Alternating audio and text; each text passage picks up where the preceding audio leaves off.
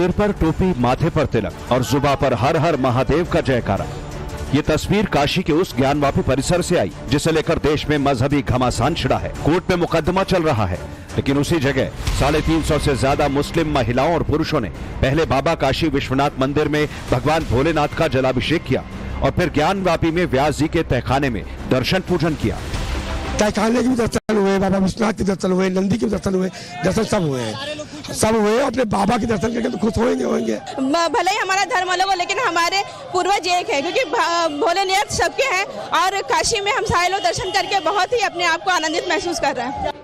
वाराणसी में 12 ज्योतिर्लिंगों में से एक काशी विश्वनाथ मंदिर और ज्ञानवापी के व्यास जी के तहखाने में मुस्लिम राष्ट्रीय मंच के बैनर तले सैकड़ों की तादाद में मुस्लिम समुदाय के लोगों ने दर्शन पूजन किया।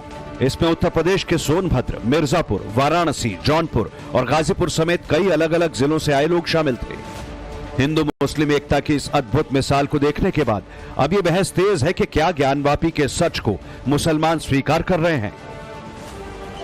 क्योंकि मुख्यमंत्री ने एक बहुत बड़ी बात कही थी कि हम सिर्फ 3 गांव मांग रहे हैं, तो जब एक अपील आ रही है कि मांगा जा रहा है तो मांगने वाले से देने वाला बड़ा होता है। और अगर देश के अंदर एक अच्छा माहौल इसको लेके कायम होता है और तमाम दुनिया में ये मैसेज जाता है कि मुसलमानों ने और इस्लाम में मोहब्बत का पैगाम है और इन्होंने हिंदुस्तान के मुसलमानों ने करके दिखाया, तो उससे अच्छी कोई बात नहीं हो सकती।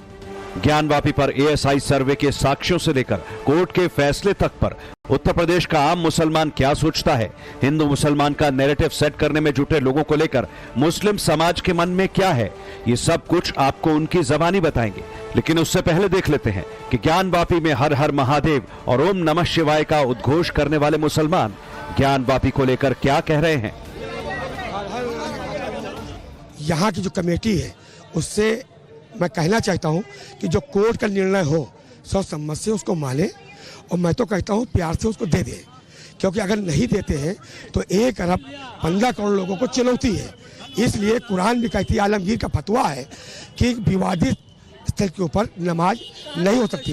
हम केवल एक ही बात कहना चाहेंगे कि भाई मेरे विवाद में कुछ नहीं रखा है, बेहतर होगा मिल के रहे, उसी में तरक्की है। हमें तरक्की देखना चाहिए, ना कि विवाद से हमारा देश 20 साल पीछे चला जाएगा। अपने लिए ना सही तो अपनी जनरेशन को सोचे, इससे ज्यादा और कोई अपील नहीं करेंगे। कब तक लड़ाएंगे। ज्ञानवापी के व्यास तहखाने में पूजा और दर्शन करने वाले मुसलमान साफ कह रहे हैं कि आज सच का साथ देने का समय है।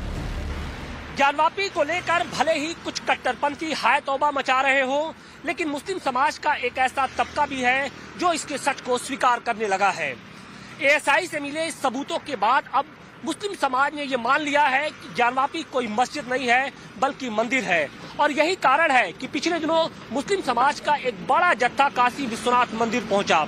महादेव के जयकारे के साथ मुस्लिम समाज के लोगों ने बाबा का आशीर्वाद लिया और इसके साथ ही इन लोगों का ये कहना है कि चूंकि करोड़ों लोगों की जो आस्था है, भावनाएं हैं, वो ज्ञानवापी से जुड़ी है, ऐसे में अब मुस्लिम समाज को अपनी जिद छोड़ देनी चाहिए और पूरा का पूरा जो मस्जिद है वो हिंदुओं को सौंप देना चाहिए। ये मुसलमान अंजुमन इंतजामिया मसाजिद कमेटी को सलाह देते नजर आए कि ज्ञानवापी का मसला अदालत के बाहर तय हो जाए और दोनों वर्गों के बीच शांति सुलह हो जाए। लेकिन ज्ञानवापी का मुकदमा लड़ रही अंजुमन इंतजामिया मसाजिद कमेटी भी क्या ऐसा ही सोचती है? हमारे वहाँ बदकिस्मती यह है कि हमारे जो अदालतें जो फैसला दे रही हैं वो न्याय फैसला तो दे रही हैं लेकिन न्याय नहीं कर रही हैं। मुस्लिम समाज के एक बड़े धड़े की ओर से भी ये मांग उठ रही है कि अदालत के बाहर भी इस मामले का हल हो सकता है। वो क्या कहते हैं, क्या करते हैं, हमें नहीं मालूम। बहरहाल हम उस रास्ते पर नहीं जाएंगे, हम अदालत के ही जरिए जाना चाह रहे हैं, अदालत ही के जरिए जाएंगे। अदालत के जरिए जो लोग छीनना चाहते हैं छीन। ये जनाब हैं SM यासीन साहब, जो अंजुमन इंतजामिया कमेटी के जॉइंट सेक्रेटरी हैं। इनके बयानों से इतना तो साफ हो जाता है कि ज्ञानवापी मसले पर ना तो इन्हें हिंदू पक्ष से सुलह समझौता मंजूर है और न ही इन्हें कोर्ट की निष्पक्षता पर एतबार है। ज्ञानवापी को लेकर एक तरफ कोर्ट की निष्पक्षता पर सवाल खड़े किए जा रहे हैं तो दूसरी ओर बहुसंख्यक हिंदुओं के तुष्टीकरण का आरोप लगाया जा रहा है। यानी SM यासीन ऐसे अकेले शख्स नहीं है और एजेंडा भी एक नहीं कई हैं। राम मंदिर बना तो नैरेटिव बनाया कि देश में मुसलमानों की मस्जिद छीनी जा रही है। जबकि बाबरी पर फैसला सुप्रीम कोर्ट ने दिया था। ज्ञानवापी में व्यास जी के तहखाने में पूजा शुरू हुई तो नैरेटिव बनाया कि मुसलमान सुरक्षित नहीं, उनके हक छीने जा रहे हैं, जबकि ज्ञानवापी में जो हो रहा है वो कोर्ट के आदेश से हो रहा है। किस पे विश्वास करें? किस पे विश्वास करें भाई? क्या हम अपने कातिलों पे विश्वास करें? हम संविधान के कातिलों पे विश्वास करें? हम पत्ता ही नहीं करेंगे। ये सब संविधान के कातिल हैं। व्यास जी के तहखाने में जो पूजा थी वो कोई कोर्ट से ये मामले को बंद नहीं किया गया था, पूजा को बंद नहीं किया गया था, बल्कि एक प्रशासनिक तौर पे इसको फौरी रोक लगा दी गई थी, सरकार की तरफ से रोक लगाई गई थी। तो जो वहां पर पूजा थी वो फिर से शुरू कर दी गई कोर्ट की तरफ से। अब कोर्ट ने कहा है इसको शुरू करने के लिए, किसी सरकार ने नहीं कहा है। तो इन सारी चीजों को बहुत गंभीरता से समझे और समाज को गुमराह ना करे, समाज को सही दिशा निर्देश दें। और ज्ञानवापी को लेकर एक खास नैरेटिव सेट करने वालों की लंबी चौड़ी लिस्ट है। अब 83% हिंदू समुदाय के तुष्टीकरण का और 17% मुसलमानों को टारगेट करने का नया नैरेटिव शुरू है, जिसके सेंटर में ज्ञानवापी है। मकसद मुसलमानों के बीच ये नैरेटिव बनाने का है कि ज्ञानवापी पर अदालत का फैसला आस्था की बुनियाद पर है। अब सवाल है कि क्या आम मुसलमान ऐसी आशंकाओं से इत्तेफाक रखता है? खुद सुनिए। मैं तमाम कट्टरपंथियों से ये अपील करूंगा कि इसके अंदर अपनी राजनीति ना करें, इस्लाम को बदनाम ना होने दें। चंद कट्टरपंथी जो हैं वो इस्लाम को बदनाम करने की साजिश है। तो ऐसे लोगों को ये सोचना चाहिए कि इस्लाम वो मुट्ठी भर है और ताकत जो है वो अमन पसंद लोगों के पास। उसको देखते हुए जो भी वहाँ पर कार्य हो रहे हैं वो कोर्ट के निर्णय पर हो रहे हैं। मेरा कहना तो यह है कि हमारे हदीस के अंदर एक चीज़ है कि किसी का दिल तोड़ने से ज़्यादा अफजल है कि अगर खाना काबा टूटे तो कोई इतनी बड़ी बात नहीं होगी, मगर किसी का दिल न टूटे। दिलों को जोड़ने की बात की जाए। मुसलमानों को विक्टिम बताने का नैरेटिव गढ़ने की कोशिश हुई तो यूपी के आम मुसलमानों ने साफ कर दिया कि वो ऐसे लोगों के साथ नहीं हैं जो मुस्लिम समुदाय को गुमराह कर रहे हैं। इसके बावजूद मुसलमानों को विक्टिम बताने वाले नैरेटिव को आगे बढ़ाने में कई उलेमा और मौलाना आगे हैं, जो सुलह समझौते पर भी सवालिया निशान लगाते हैं। फार्मूला क्या होता है जब बैठते हैं? गिव एंड टेक, कुछ दीजिए कुछ लीजिए। इस पर तो बैठने का मजा भी है और फायदा भी है। अगर एक पक्ष ये कहे कि मैं बैठूंगा आपके साथ लेकिन ये चीज मुझे चाहिए, तो फिर उसमें बैठने का क्या मतलब बनता है? वो तो ऐसा हुआ कि भाई या तो आप दे दीजिए, जिस तरह का ये लोग मंचों से आह्वान कर रहे हैं कि बाबरी या तो मथुरा काशी हमें दे दीजिए, नहीं तो इसका हश्र वो होगा जो बाबरी मस्जिद का हुआ था। इस तरह के आह्वान हो रहे हैं, यूट्यूब पर बाकायदा पड़ा है पब्लिक डोमेन में।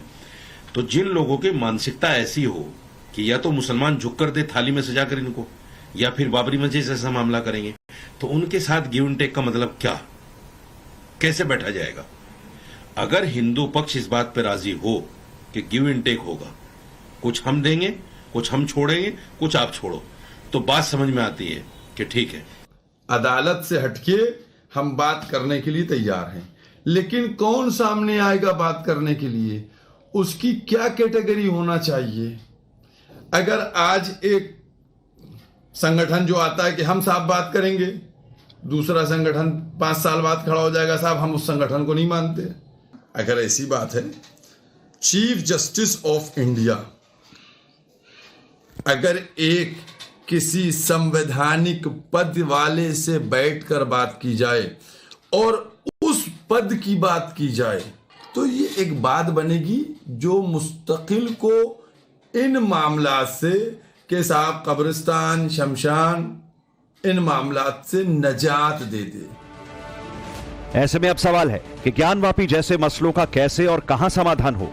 इस विवाद पर अजमेर शरीफ दरगाह के दीवान का भी बड़ा बयान सामने आया था। मथुरा काशी जैसे मसलों का समाधान उन्होंने अदालतों के बाहर ढूंढने की बात कही थी। तमाम हिंदू और मुसलमान समाज की संस्थाओं से अपील करता हूं कि काशी और मथुरा जैसे मसलों का हल अदालतों के बाहर मिलजुल कर निकालने का प्रयास करें। ज्ञानवापी पर तमाम चर्चाओं के बीच इस मामले के लेटेस्ट लीगल स्टेटस पर नजर डालें। तो ज्ञानवापी प्रकरण अब सुप्रीम कोर्ट पहुंच गया है। मुस्लिम पक्ष ने सुप्रीम कोर्ट से ज्ञानवापी तहखाने में पूजा रोकने की अपील की है। 26 फरवरी को इलाहाबाद हाई कोर्ट ने मुस्लिम पक्ष की इस याचिका को खारिज कर दिया था। हाई कोर्ट के इसी फैसले के खिलाफ मुस्लिम पक्ष ने सुप्रीम कोर्ट का रुख किया और अब इलाहाबाद हाई कोर्ट ने निचली अदालत को ज्ञानवापी परिसर में मिले कथित शिवलिंग की पूजा की मांग वाली अर्जी को 8 हफ्ते में निस्तारित करने का आदेश दिया है। हाई कोर्ट ने कहा कि मामले की सुनवाई को बेवजह न टाला जाए। ज्ञानवापी के वजूखाने में मिली शिवलिंग नुमा आकृति को लेकर हिंदू और मुस्लिम पक्ष आमने सामने हैं। दोनों के अपने अपने दावे रहे हैं और इन दावों के बीच में इलाहाबाद हाई कोर्ट की ओर से एक तल्ख टिप्पणी आई है। एक याचिका पर सुनवाई करते हुए इलाहाबाद हाई कोर्ट ने वाराणसी के जिला जज के साथ सिविल जज सीनियर डिवीजन की अदालत को तल्ख टिप्पणी की है। उन्होंने कहा है कि 8 हफ्ते के अंदर इस मामले का निस्तारण होना चाहिए। दरअसल जो मुस्लिम पक्ष है वो इस शिवलिंग नुमा आकृति को फव्वारा बताता आया है, जबकि हिंदू पक्ष लगातार इसे शिवलिंग बताता आया है और इसे लेकर 2 साल पहले वाराणसी की डिस्ट्रिक्ट कोर्ट में एक याचिका भी दाखिल हुई थी। हालांकि उस दौरान कोर्ट ने इस मामले पर सुनवाई करने से इनकार कर दिया था। जहां तक सबूतों और साक्ष्यों की बात है तो 839 पेज की एएसआई रिपोर्ट में ज्ञानवापी में मंदिर होने के 32 प्रमाण मिलने की बात कही गई। दीवारों पर कन्नड़, तेलुगु, देवनागरी और ग्रंथा भाषाओं में लेखनी मिली। दीवारों पर भगवान शिव के 4 में से 3 नाम भी मिले। एएसआई की रिपोर्ट कहती है कि हिंदू मंदिर के खंभों को मॉडिफाई कर नए ढांचे के लिए इस्तेमाल किया गया। मूल रूप को प्लास्टर और चूने से छिपाया गया। यानी एएसआई इस निष्कर्ष पर पहुंचा कि ज्ञानवापी में मस्जिद के निर्माण से पहले वहां एक बड़ा हिंदू मंदिर मौजूद था। तो एक तरफ सबूत है, साक्ष्य है, विवाद का समाधान है, तो दूसरी तरफ भ्रमजाल है, मजहबी नफरत का मोटिव है और सेट नैरेटिव है। लेकिन ज्ञानवापी के इस सच से अब उत्तर प्रदेश के मुसलमानों का एक वर्ग इत्तेफाक रखता नजर आ रहा है। देखिए, वैसे तो ये अदालत में विचाराधीन है और अदालत का जो फैसला है वो सर्वप्रिय होता है। अदालत का जो फैसला है वो हमें मान है, लेकिन मैं चाहता हूं कि दोनों पक्ष आपस में बैठकर इस मामले को निपटाकर शांति व्यवस्था बनने की क्या राय है? इसमें हमारी साहब यही राय है कि ये सरकार को दोनों पक्षों को बिठाल के समझौता करा देना चाहिए और ये तो न्यायालय में चल रहा है। जो न्यायालय का फैसला आए दोनों पक्षों को बिठाल के समझो। इस मुद्दे पे मेरा तो मानना ये है कि दोनों पक्षों को जो है सरकार को साथ में बैठा के एक समझौता कर लेना चाहिए, जो दोनों पक्षों जिस पे दोनों पक्ष राजी हों, क्योंकि ये जो साफ है आज का आम मुसलमान खुद को अंधेरे में नहीं रखता, वो अपनी राह खुद चुनता है। ये मुगलों को अपना पूर्वज नहीं मानते। हिंदू मुस्लिम एकता की सोच रखने वाले खुद को सनातनी मुसलमान बता रहे हैं और कट्टरपंथियों के फतवों और धमकियों की परवाह किए बगैर ज्ञानवापी के व्यास तहखाने में पूजा अर्चना करते दिख रहे हैं। संदेश उन नफरती लोग को देना चाहते हैं जो हमेशा नफरत की राजनीति करते हैं, नफरत फैलाते हैं हिंदू मुसलमान के बीच और अन्य जातियों के बीच फैलाते हैं। तो उस नफरत को कम, क्योंकि भारत की संस्कृति हमेशा रही है और हम लोग हमेशा मिलजुल के रहे हैं, त्योहार भी साथ में मनाते हैं, सब कुछ मनाते हैं। सिर्फ मंदिर ही जाने पर इतना विवाद क्यों करने लगते हैं?